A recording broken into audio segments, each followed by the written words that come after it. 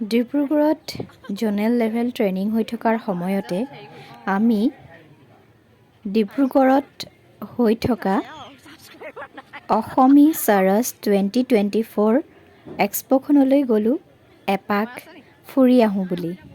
যিহেতু আমাৰ ট্ৰেইনিং ভেন্যুটো চৌকিডিঙি ফিল্ডৰ ওচৰতে আছিল, গতিকে আমি সন্ধিয়া সময়ত ট্ৰেইনিঙৰ শেষত ৰুমমেট কেইজনী একেলগে ওলাই গ'লোঁ ফুৰি আহোঁ বুলি। আৰু এই এক্সপ'ত অসমৰ বিভিন্ন ঠাইৰ লগতে ভাৰতবৰ্ষৰ বিভিন্ন ঠাইৰ পৰা খুব সুন্দৰ সুন্দৰ ষ্টল কেইখনমান আহিছিল, য'ত তেওঁলোকৰ হস্তনিৰ্মিত বিভিন্ন সামগ্ৰী, বস্ত্ৰ, বাঁহ-বেতৰ সামগ্ৰী, ইয়াৰোপৰি নানাবিধ কছমেটিক বস্তু, নাৰ্চাৰী, মাটিৰ বস্তু আদি সকলোখিনি লৈ তেওঁলোকে এই বিপণীসমূহ ইয়াত দিছিলহি, য'ত গ্ৰাহকৰ বহু বেছি ভিৰ দেখিবলৈ পোৱা গৈছিল।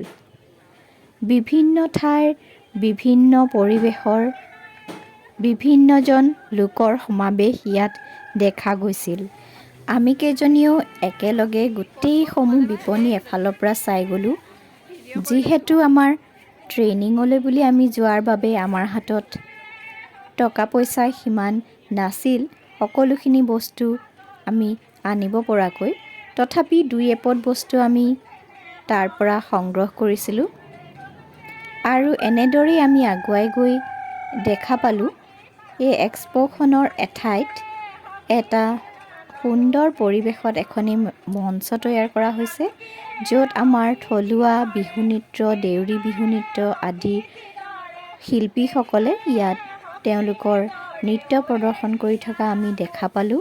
আৰু শেষত ইয়াত আয়োজক কমিটিয়ে তেওঁলোকক একোটাকৈ পুৰস্কাৰো আগবঢ়োৱা আমি দেখিবলৈ পালোঁ।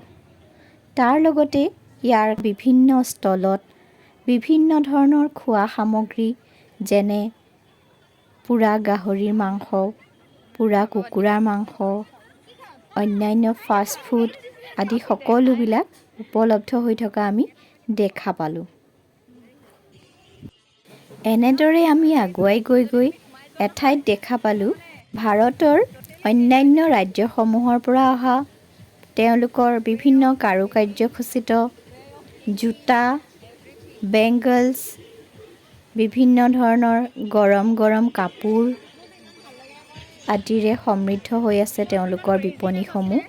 আৰু লগতে আমাৰ থলুৱা অসমৰ যিসকল শিল্পী তেওঁলোকে তৈয়াৰ কৰি অনা বিভিন্ন ধৰণৰ বাঁহ-বেত বা অন্যান্য যিসমূহ সামগ্ৰী, যেনে কাঁহৰ, পিতলৰ আৰু তেওঁলোকৰ শালত বৈ অনা বিভিন্ন ধৰণৰ কাপোৰ কানি আদিৰ সম্ভাৰো দেখা পালোঁ।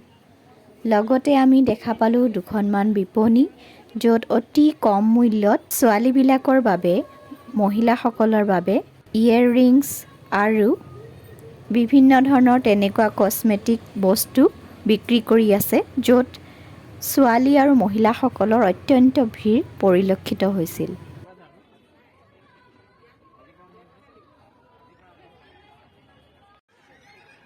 তাতে দেখা পালোঁ ডিগবৈ মাৰ্ঘেৰিটাৰ পৰা যোৱা বিভিন্ন ধৰণৰ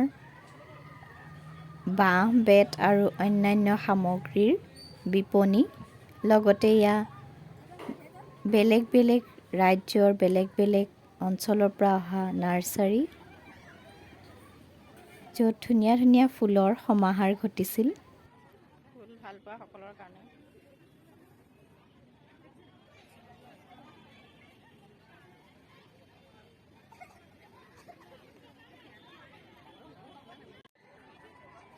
পানী বটল নিয়া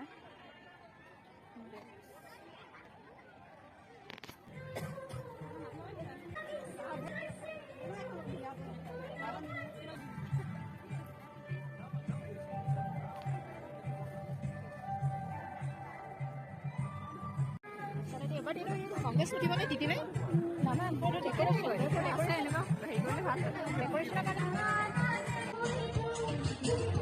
আৰু এয়া চাওক বেংগলছৰ এইখন বিপণী। ইমান সুন্দৰ সুন্দৰ বেংগলছ আনিছে তেওঁলোকে।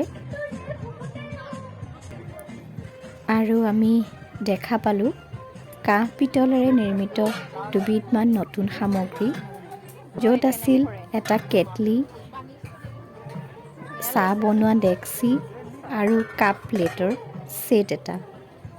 এই আনকমন বস্তুকেইটা দেখি আমাৰ খুবেই ভাল লাগিল, যিহেতু আমাৰ এয়া থলুৱা কুটিৰ শিল্প।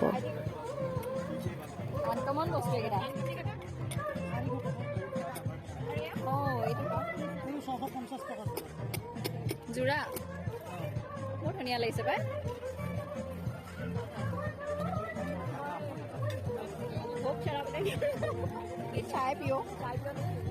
ইমান সুন্দৰ সুন্দৰ বিপণীসমূহ আৰু এই বস্তুসমূহ উপভোগ কৰি আমি পুনৰ আমাৰ থকা ৰুমলৈ ঘূৰি আহিলোঁ।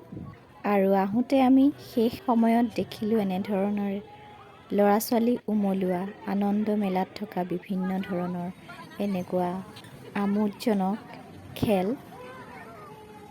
ভিডিঅ'টো চাই ভাল পালে মোৰ চেনেলটো ছাবস্ক্ৰাইব কৰি দিব। ধন্যবাদ।